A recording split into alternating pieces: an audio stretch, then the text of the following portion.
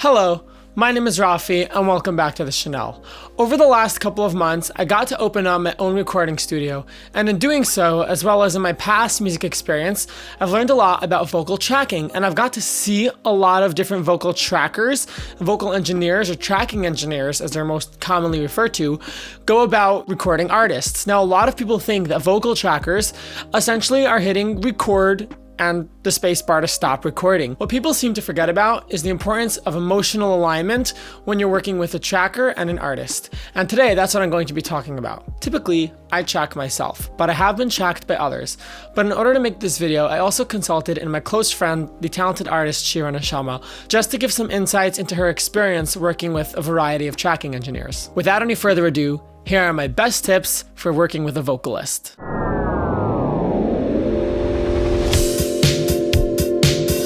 Number 1, understand that you're asking someone to be vulnerable in front of you. Singing is an emotional thing. You're essentially meeting a stranger, putting them in a room and saying, now sing. It's so important to make yourself human to the person who's about to be singing in front of you. You're asking them to be vulnerable, and I cannot say that enough. When you're singing, especially when you're singing your own lyrics, you're opening the door to be judged, essentially, and that's why it is a vulnerable state. It's definitely super important for the tracking engineer to make the artist feel comfortable in their studio. Just because, like you said, it's a very vulnerable thing. It's like you're opening up a part of you that you didn't really get a chance to express yet. Therefore, comfort is so incredibly important, and here are a few ways to assert it. Number 2, get in touch in advance.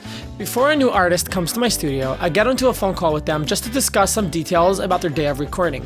While I'm on the phone with them, I'm also going to ask them a bit about their music, about what they're going to be singing about, just to hear their voice, so that they can hear mine.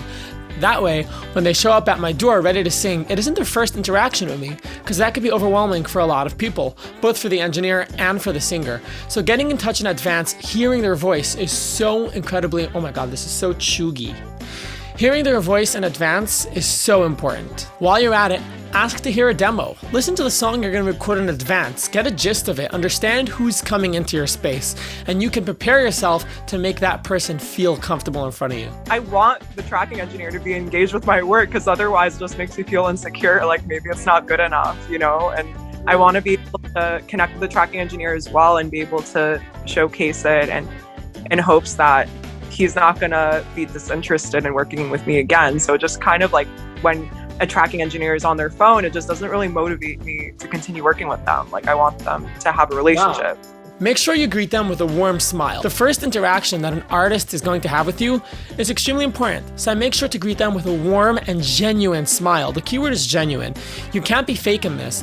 You really need to get emotional alignment with the person that you're about to work with. It's super important to make the artist feel comfortable in your space, and there are some verbal as well as non-verbal ways of doing this. Something that I like to do is if I know that if I have a corporate voiceover guy coming over, I might choose to wear something slightly more formal.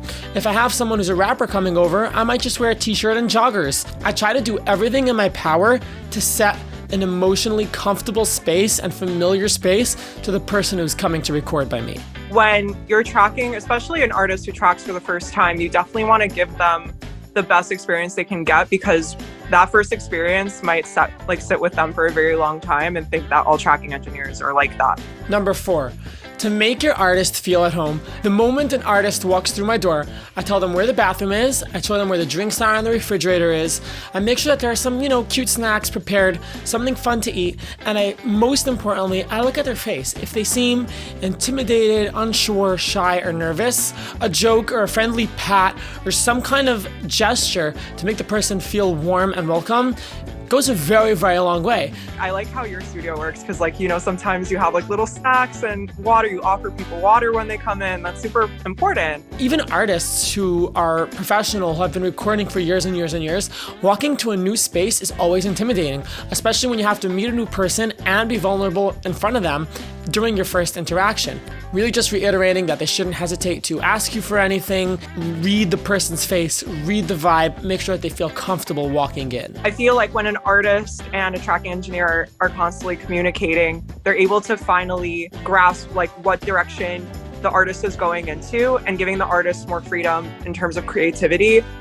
Tell me, when you say, tell me about what direction you're going into, you actually are showing that you're considerate and you actually care about the person's experience rather than, some tracking engineers just want to get paid.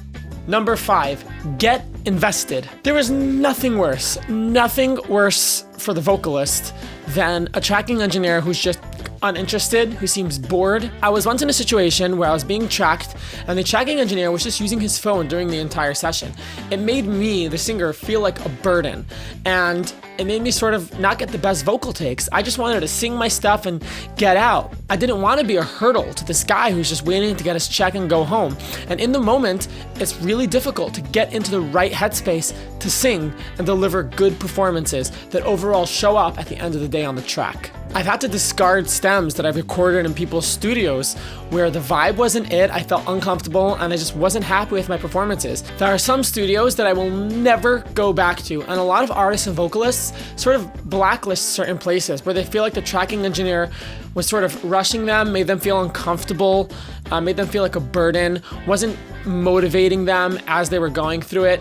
And that would really suck if you put all your time and energy into a studio and then you end up turning people away by not making them feel comfortable. Number 6, give feedback and be open to theirs. In my personal experience, I love when a tracking engineer has suggestions in regards to harmonies because it gives me their perception. It definitely helps because sometimes I'm not going to be able to think of things on the spot. And even though I do vocal arrangements myself, most of the time, it definitely gives me more insight and actually gives me more experience on how to go about vocal arrangements. When I'm tracking, if I suddenly hear a harmony that I think would sound good, I make sure I tell the artists and I give suggestions. If you're imagining something interesting, bring it up. If you want them to change something tonally, bring it up. My personal workflow is I let the singer get through the whole song in terms of lead, just the main vocals they need. I let them get in their own harmonies, and then I say, hey, here are some suggestions that, might actually elevate the song. And this has proven to be really, really good because once they feel confident that they have their leads in, they have what they really need, they're very open to listening and experimenting with new ideas. I think that there has to be first, let the artists themselves finish what they have to do so then they're in the flow and they don't have to think about it because then there's gonna be so much stimulation going on, okay, wait, I just did one vocal completely I just did my whole lead track and now I have to think about doing this harmony that this tracking engineer did. Did my vocal track kind of suck? It just kind of goes into the subconscious, so it's best to wait until she's or he is completely finished. Now, if the singer you're working with isn't familiar with comping, it's super important to educate them about it. Comping is essentially where you take multiple takes of the same phrase, and then later on in the editing stage, you stitch them together to get the best phrases of vocal, and you stitch them together into one long vocal track. That way you can get essentially the perfect take. By making sure your artist is aware of comping and how it's going to play a role in their song, they're much more open-minded toward trying new ideas. Sometimes I'll say, why don't you try that breathy? Why don't you put that run in there? How about you do that slightly more raspy? Can we bring that down an octave? What if we switch the word at which you take a breath? And so on. When the singer is aware that I'm going to be able to take all these recordings and stitch them together to get the perfect take, they're much more open to trying it. Never call your vocalist bad. This should be obvious, but using negative phrases like bad make the singer get into their own head and then it affects their performance for the rest of the session. It's you have to make sure that you're not hurting the person's self-esteem. That's really important. So just, there's other leeways of going about it. Just say, maybe that sounded really good, but let's see if we could do that again, like what you were saying. Let's see if we could get another take. I feel like you could do better. That's what I like. I like hearing that, honestly, as a singer. It's that was good, but I think we could do better. Let's try it again. Never be mean about a take that doesn't sound great. Instead say, can we run through that again? Or I know that you could do better than that. Try to be friendly about it. Be honest, but don't be mean. Because when you make the singer feel insecure, they won't be able to deliver good performances for the rest of that session. And then they won't be happy with their stems and they'll never come back to your studio. And the funny thing is that very often when this happens, the singer doesn't really put their finger down on what they didn't like about your studio. But it should be obvious, and unfortunately it's not, because I've been in studio sessions where the tracking engineer was like, no, that was really bad, do that again. Quite literally, their work is being called bad.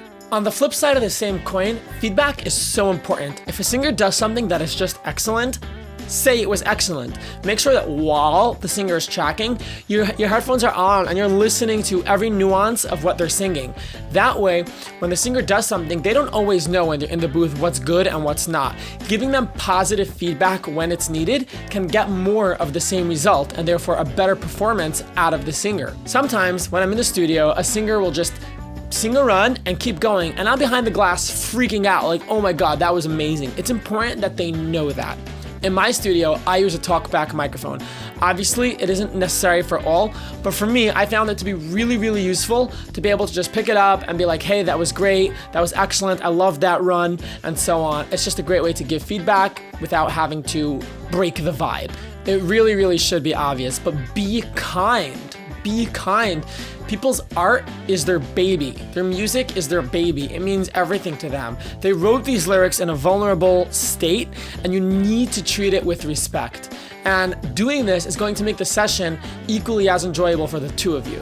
The last thing I would say is don't be afraid to get in the booth. Just like a conductor conducting the orchestra, I want to get in the booth and just cheer the singer on. If I feel that they need some encouragement and some energy, don't be afraid to get in there. Keep it real with them. Keep it raw, keep it real, keep it 100, and that's what's going to make your studio sessions more productive, more enjoyable, and the singer will most definitely come back. The most important thing is for the singer to have a good time. And with using these tips, hopefully you can. The whole point is you want to have a relationship with the tracking engineer. It could be professional, but even if you're not, you could have that blend, because again, art is such a vulnerable part, and it's on both the tracking engineer's end and the vocalist's end. As a singer who's constantly going around, recording your songs in other people's studios, if I asked you to tell me what makes a good tracking engineer in 3 words, what would you say? Investment, 2, vulnerability, and 3, efficiency. People think that vocal tracking is what do you mean? You hit R on the keyboard and spacebar to stop. And people don't get that it really is a delicate thing. I'd like to thank my close friend, the incredibly talented singer, Shira Neshama. If you don't know her, she is so freaking awesome.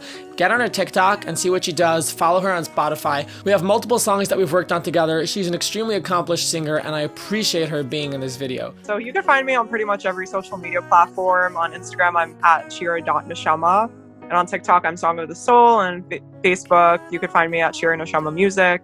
And yeah, I hope to make new connections. If you found this video helpful, it's not your first day on YouTube, you know what to do. Leave a like, share it with your friends, blah, blah, blah. Leave a comment. You know exactly what to do.